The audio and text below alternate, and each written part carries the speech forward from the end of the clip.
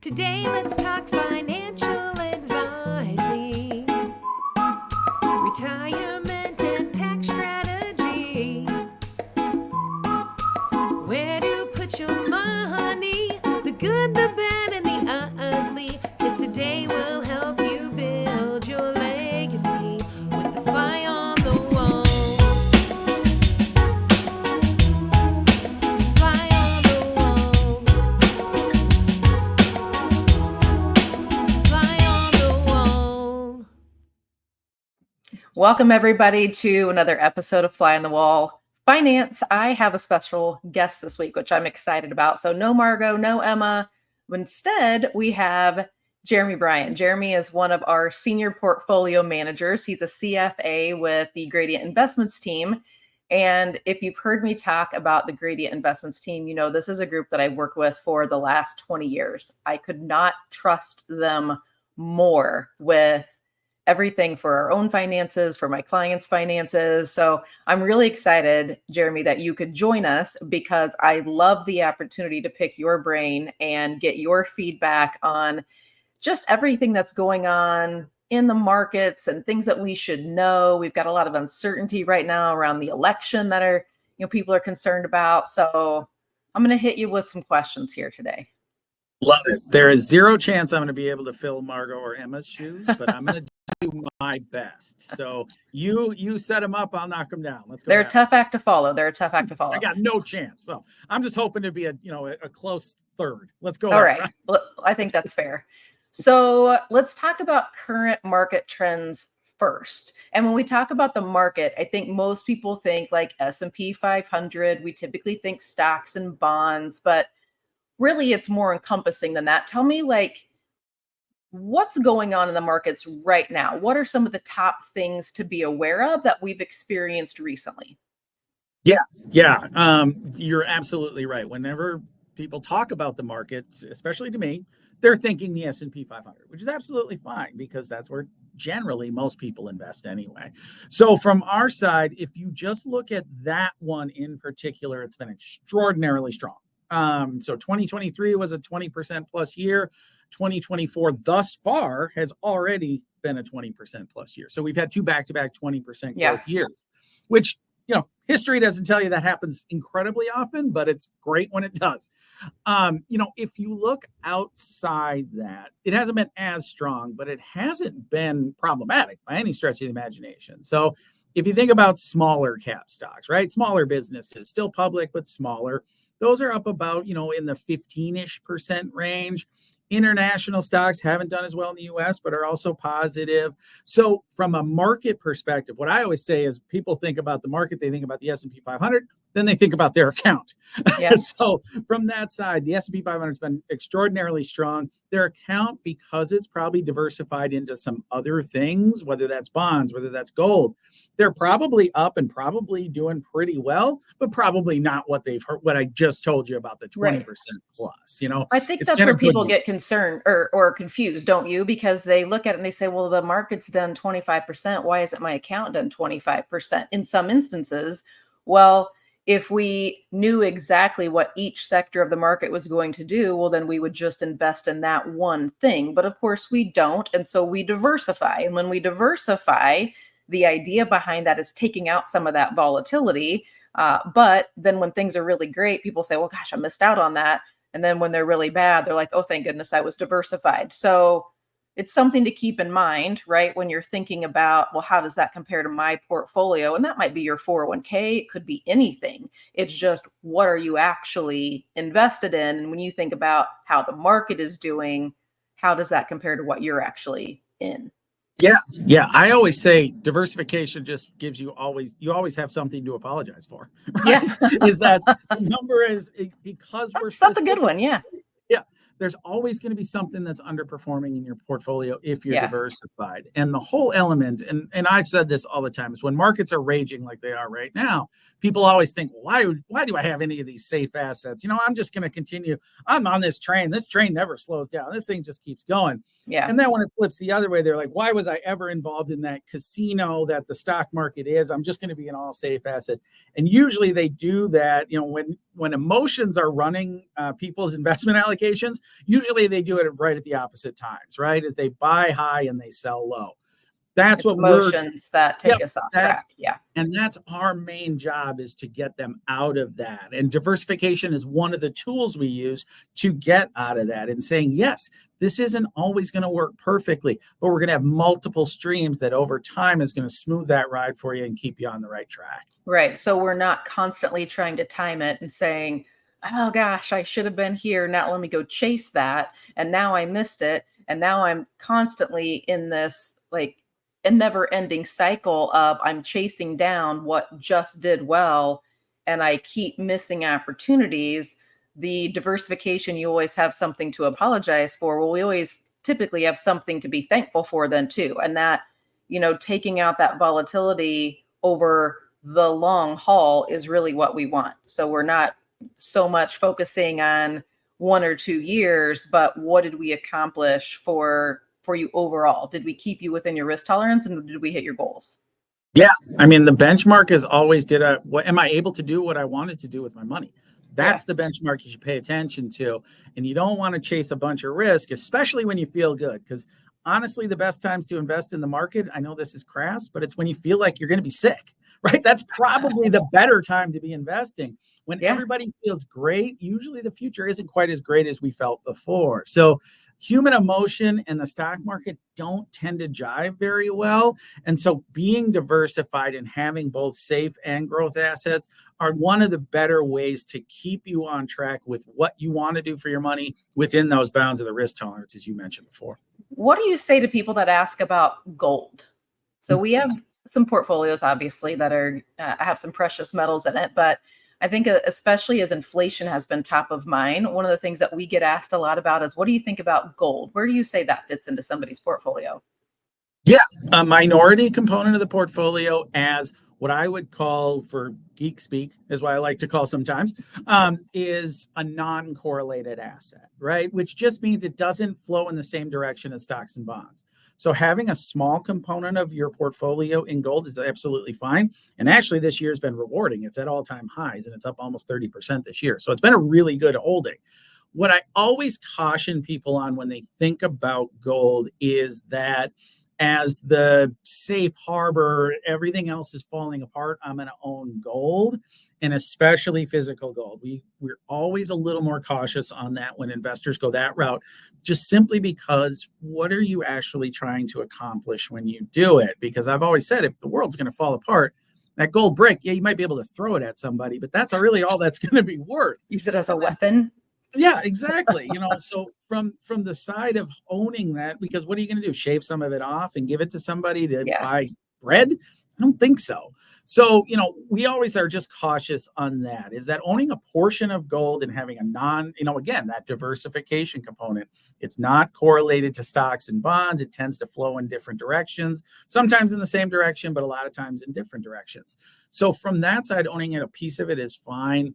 Again, you don't want to overemphasize it. You want to understand what it's there for. And using physical just because of the storage and everything that goes with it isn't something I advocate for. Yeah. Okay. Good tips. So let's think about, as we're talking about bonds that you just said there, they've been a hot topic the last couple of years because for 30, 40 years, bonds have just been on this kind of steady, nice rise up because interest rates have been doing the opposite. Now we're starting to see that flip-flop. So where do bonds fit right now, do you think, in somebody's portfolio? And does it matter based on where they're at in their financial life on whether or not they should be looking at bonds? Yeah, it's a great question. Up until about 2022, you pretty much got paid every year in bonds because the interest rates were generally on their way down. So you got paid. 2022 reversed that completely. And a lot of people who used bonds as the only component of their protection were very surprised when it was down nearly as much as the stock market in 2022. And we were talking about that a lot of times, is that bonds are used for reducing volatility and generating income. Well, as we got into 2021, we were at basically zero interest rates, right? So the income component was out the window. And then interest rates because it's an inverse relationship. If interest rates are low, bond values are high. So as interest rates have just had a steady decline for 30 years, bond values went up. So they always work opposite each other. Yep, exactly right. And so when interest rates went up at the fastest pace in history, which is what Right. 2022 had, 2022 and 2023, bond prices had a really difficult time. And we haven't even really gotten back to that high level that we saw in late 2021. But what I will say is 2022 is terrible. Don't get me wrong. 2023 was actually okay for bonds. It's about 5.7%. We're up about 3% so far this year. So there is some return that's happening in bonds. It's nowhere near the stock market level, but that's not what they're there for. They're really there to earn some income and to reduce the volatility of your overall portfolio. So for people who need that, it is one of the things you can do is buy bonds. It's not the only method of protection in your portfolio. In fact, it's not sometimes even the best method of protection in your portfolio, especially in zero interest rate environments, Right. which we learned painfully, right? So I think there is a portion at current interest rates right now. Again, even if they go up or down slightly, if you buy a bond right now, you're probably going to get 3, 4, 5% interest off of it. And then you should get your principal back absent anything crazy happening. Not the worst case scenario. It's not as good as it was last year. It's okay now. But what I would tell people is don't take a lot of excess risk in your bond portfolios. That's not what it's there for. It is there for to provide some protection and some income. Choosing excess risk puts you in an area where it's really not going to benefit you over a longer period of time. And also use it as one component of protection. There are other things you can do as well that will give you protection that also won't be hurt if interest rates rise substantially from here. Here's a couple of things, and you'll have to tell me if you see this also. But when I talk to people and we do a portfolio analysis, I think a couple of things that they're always taken aback by is one, the risks that they have with bonds. Nobody's ever pointed out within their specific portfolio how risky are their bonds.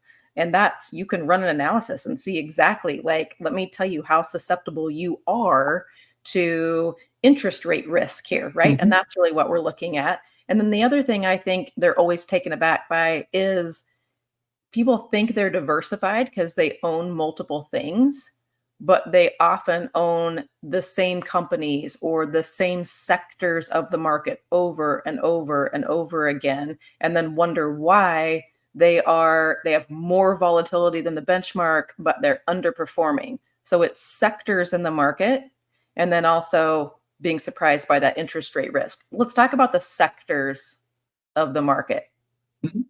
What kinds of things should we be looking for? What's doing well right now, or what are some general guidelines that you guys look for as investment managers? Yeah. So, I mean, I'll start with what's doing well. And I'm sure every one of your listeners would know this is anything associated with artificial intelligence, right? Yep. Is AI has been the predominant Whether you like it or story, not. whether you like it or not. And whatever that may be, those stocks have worked extraordinarily well. The classic example being NVIDIA. Probably 3-4 years ago, outside of geeks like me, probably not many people knew what that company did. And it's spelled weird, so nobody wanted to pay attention to it. Now it's one of the most valuable companies on the planet, right? And it's because of artificial intelligence and the chips that they provide that help with that. So that has been an area which has worked substantially. And that's why when we talk about the S&P 500, the recent performance, there is a high concentration risk, which is just a really nerdy way of saying a very few companies provide a lot of the return of the index here lately. Your Microsofts, your Amazons, your Alphabets, these companies that are AI associated have become so large that they're big parts of that index. What we just tell people is understand that can be a big driver of what the quote unquote market's going to do over a longer period of time. If you're using the S&P 500 as a proxy, 35% of that index is in 7 companies. Yeah. So you have to understand that sometimes even in an index, if you're doing that passive approach that people talk about sometimes, that is giving you a lot of exposure to these 7 names.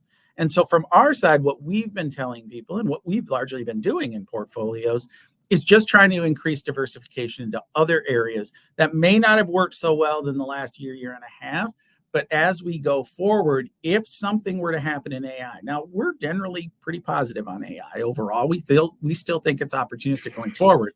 But a lot of times the stocks can get a little ahead of themselves and then go the other way for a little while. And so from our side, we've just been taking some profits off of those. We're not selling them out completely. but we're adjusting into other things in the market that we feel that over time are probably a little bit more valuable going forward. That's the kind of stuff we do on our side within portfolios for our clients all the time, is that we're trying to gauge what's going on in the markets and trying to make adjustments. But within those adjustments, we're never going to go all cash because we think the market's terrible. We're never going to go all stock, even though the client's a conservative client. We're not going to make those kind of movements because, frankly, we think those destroy rather than add value. But we are going to look at areas of the market that we think are opportunistic and also areas where we can take some profits from. So those are the big things that we're doing right now. What do you say to people that ask about Bitcoin? Hey, I want to own crypto, or I want to go all in on Bitcoin. What do you think? Understand it's the most volatile asset on the asset class on the planet right now. So understand that you might be up 100%, but you might also lose 70%, right? Yeah. So understand that from this component of money, you better be able to stomach that ride. And chances are, again, going back to the human emotion thing, you're probably going to feel worst when it's probably the best time to be buying that thing. So just be careful is what I've told people. Do I think Bitcoin is going to go to zero anytime soon? No. Do we use it as a staple asset class on our side? No. We do have portfolios that have exposure to Bitcoin and other types of cryptocurrency, but also a flavor of the companies that are benefiting from cryptocurrency exposure. So that we have a portfolio designated for that. What we've frankly told people is we expect that to be a small component of your allocation. If you're saying, hey, I want a piece of that, I'm interested in the opportunity, I want to take a shot at it, this should not in any way, shape, or form be the sole component of your retirement assets. It should be a very small component, if any at all. And so from our side, that's what we are doing, is that we're offering them, we're understanding it. But I always caution people that the first thing I say to that, are you able to stomach a 50% decline and still stay the course in that? Because if you're not, you're probably not suited for that. Yep. And I think that plays into what kind of investor are we talking about and where are they at in their financial life, right? If it's somebody that has 20 years until I'm going to retire, then I probably don't like the 50% drop, but I have time to recover from it. If I'm in that very sensitive 10-year window, the 5 years before retirement and the 5 years after, maybe not, maybe then I can't stomach any kind of drop on even a portion of my portfolio. So I agree. I think that's the main thing. Speaking of volatility and timing of this, we've got a lot of commentary, I will say, going on, a lot of opinions surrounding the upcoming election. And I know we've done podcast episodes on this, and generally our advice is your politics and your portfolio shouldn't mix. This year, arguably, might be a more volatile election than some. Stay the course still? What do we expect to happen? What should people kind of be watching for as far as the year following an election, and kind of what we anticipate the markets to respond? In what way are they going to respond, do you think? Yeah. It's always shorter term versus longer term, right? Is that shorter term markets always react on sentiment. Longer term markets react on fundamental earnings growth, right? Is that how are companies doing? And that's what we invest in. At the end of the day, we invest in U.S. companies. And my very basic assumption is that U.S. companies are amongst the most efficient and adaptable on the planet. And there's a very simple reason for it. If they're not, they go out of business because somebody else takes their business, right? So from our side, that's really what we pay a lot more attention to. The reason why, again, we are going to monitor, we're going to understand, we're going to try to figure out who are winners and losers based upon what actually gets passed, rather than trying to speculate on what might get passed. Those are the kinds of things we'll pay attention to. But really, honestly, my entire team very rarely predicts nor positions portfolios for political actions. Because the problem is you got to get two things right. You got to get who wins right, and you got to get how the market reacts to it right. Those are two very different things, and they're both equally difficult to understand and figure out and predict accurately. So from our side, it's much more we'll be watching. We are going to be watching. We're going to understand what's going on. We're going to pay attention. We're going to communicate. What we're not going to do is have irrational or quick-based decisions and adjusting based upon this person got in or this person got in. Not what we do here. And it's really not, in our opinion, very advisable for clients to do that either. From a perspective of, again, even the first reaction, 2016 is probably your best, example of this, is that there was a consensus about who was going to win.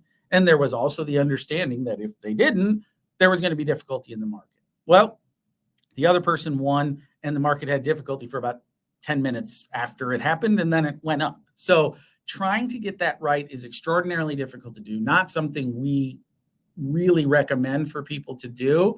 And from our side, if you ever, once this does occur, what I would always say is once we have the election behind us, whenever that may be, it may be, right on election night, it may be a little longer. I want to prepare people for that potential to be there.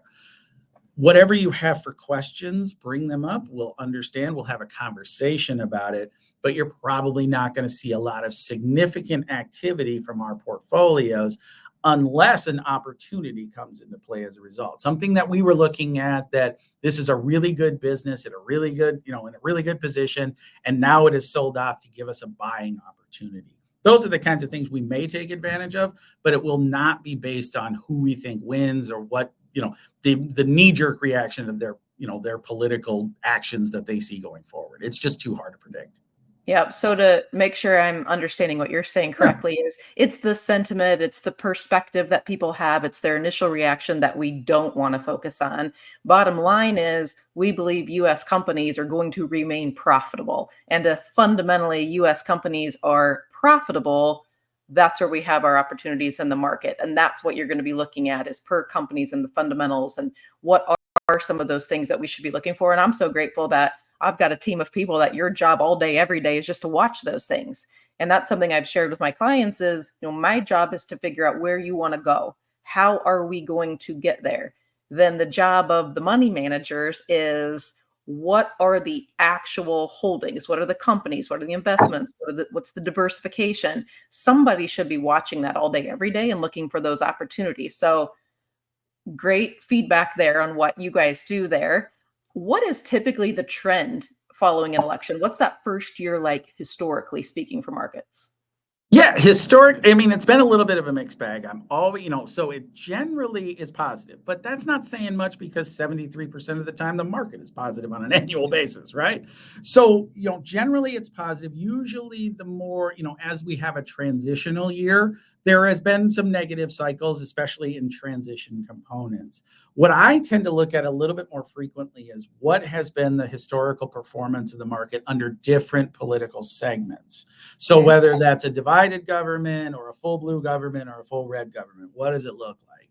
And to be completely honest, the best case scenario has always been a divided government. And I think there is a true reason for that, is because their businesses try to plan for what is next, right? They're trying to understand how they can grow, how they can execute. You do that in your business, right? You're looking for opportunities to grow. If political components and there's a massive change in policy and sea changes and those kinds of things, and a really transitional, it makes it more difficult to plan. And so the businesses maybe contract and they bring it back for a little bit. On a divided government, it's less of a concern, to be completely honest. There's probably a likelihood they may not get much done.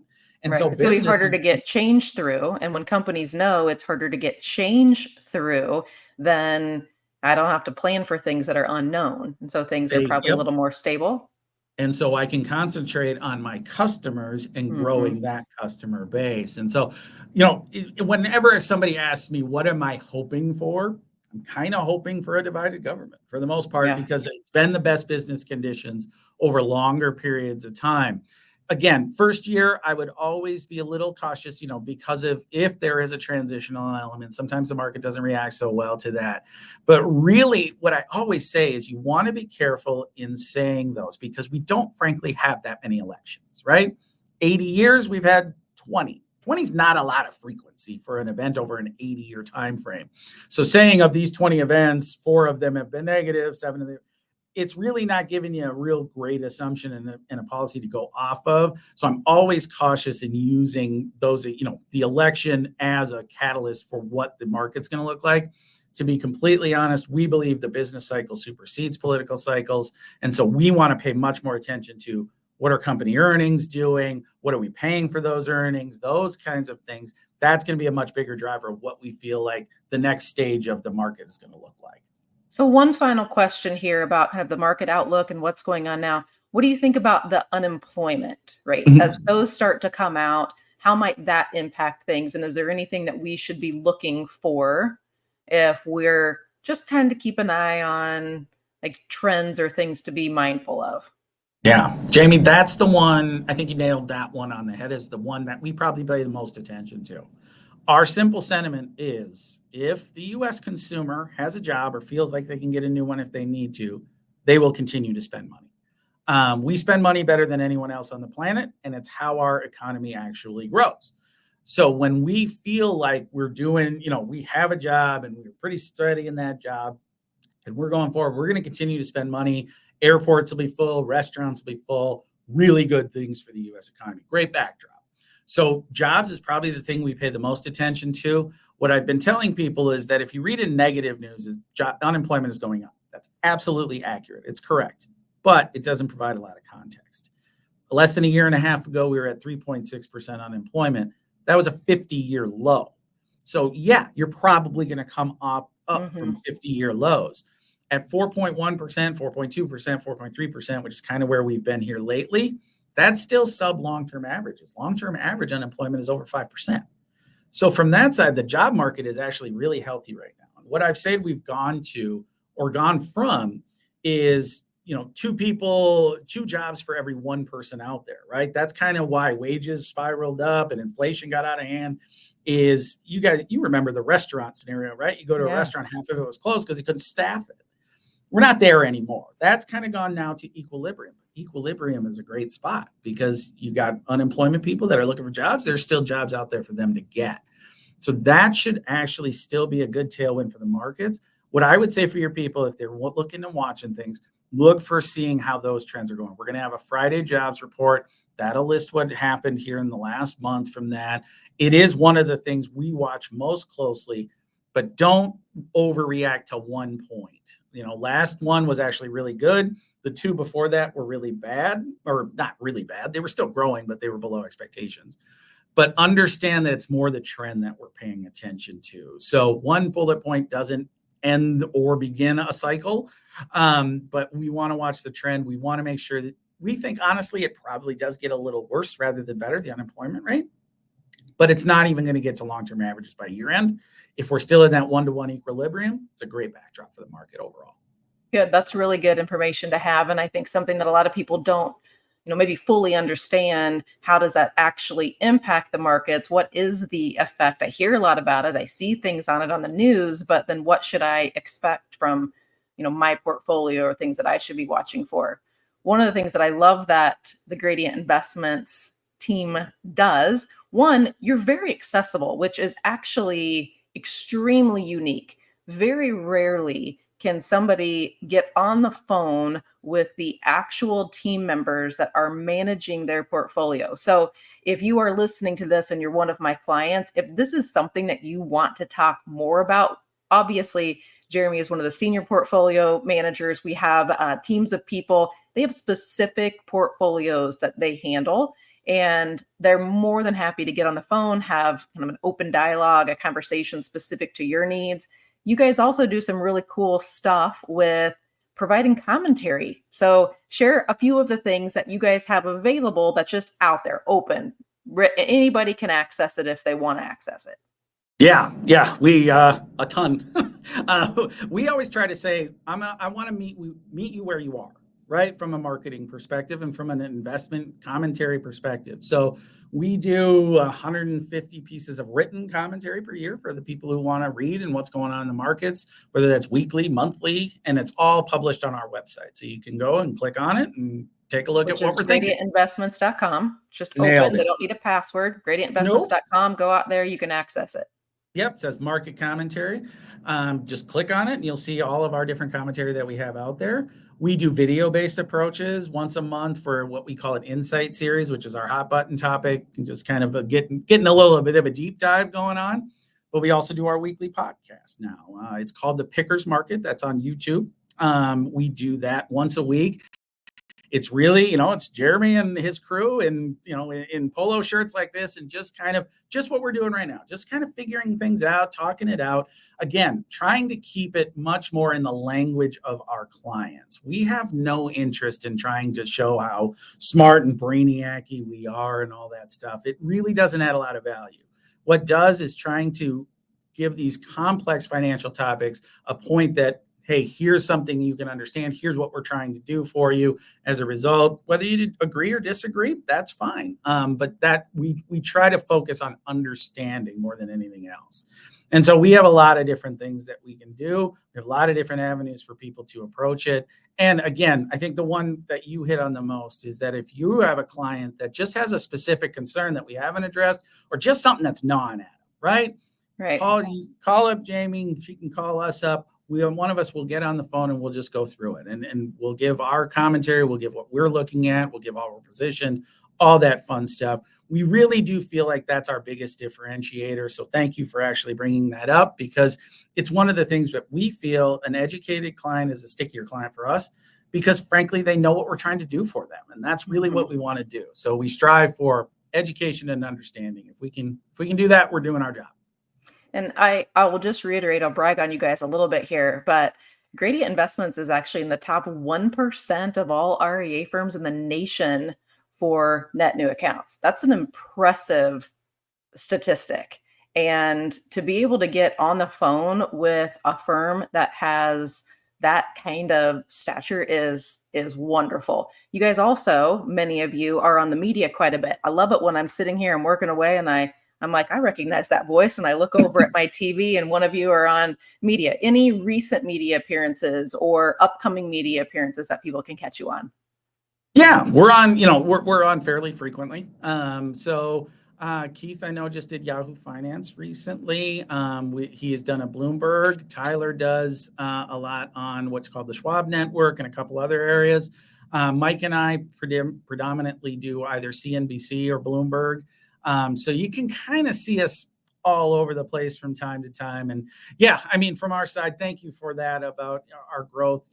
What I attest that to is that the things that we're trying to do seem to be working. And it works with the advice. What you had mentioned before, I think was absolutely essential, is that you're going to know your clients better than I ever will. There is no question about that. And the biggest change in their life is probably the life changes that happen. It's retirement, it's saving for grandkids, those kinds of things that have really little to do with what the marketer is going to do. Market events are probably less frequent trading transactions and adjustments than life events. And that's what you're going to cover for your clients. We're just going to make sure it's consistent when we put it to work. It's consistent with what you've put together. So Teamwork. The three legs to the stool, I think, is the best way to do it. Well, Jeremy, thank you so much for hopping on with me today. For anybody that's listening, if you want more on Jeremy, his team, you want to see some of the media, you want to see the market commentary, just go to gradientinvestments.com, click on the menu on the left-hand side, go to market commentary, and you guys have a ton of great content out there. So I appreciate it. And everybody, we will see you next time. Thank you. That wraps up another episode of the Fly on the Wall podcast. Join us next time as we continue the conversations and bringing you behind the scenes in the world of finance. And don't forget to stay connected with us on your favorite social media platforms and subscribe wherever you're listening to podcasts so you don't miss an episode. And we will see you next time. All matters discussed during this show are for informational purposes only. Opinions expressed are solely those of Iron Horse Financial Services and staff. All topics covered are believed to be from reliable sources. However, Iron Horse Financial Services makes no representations as to its accuracy or completeness. This commercial shall in no way be construed as a solicitation to sell securities or advisory services to residents of any other state other than Kansas or otherwise permitted. Topics should be discussed with your financial advisor prior to implementation. Advisory services offered through Iron Horse Financial Services, a registered investment advisor in the state of Kansas. Insurance products and services are offered through Iron Horse Retirement, an affiliated company. Iron Horse Financial Services and Iron Horse Retirement are not affiliated with or endorsed by the Social Security Administration or any other government agency.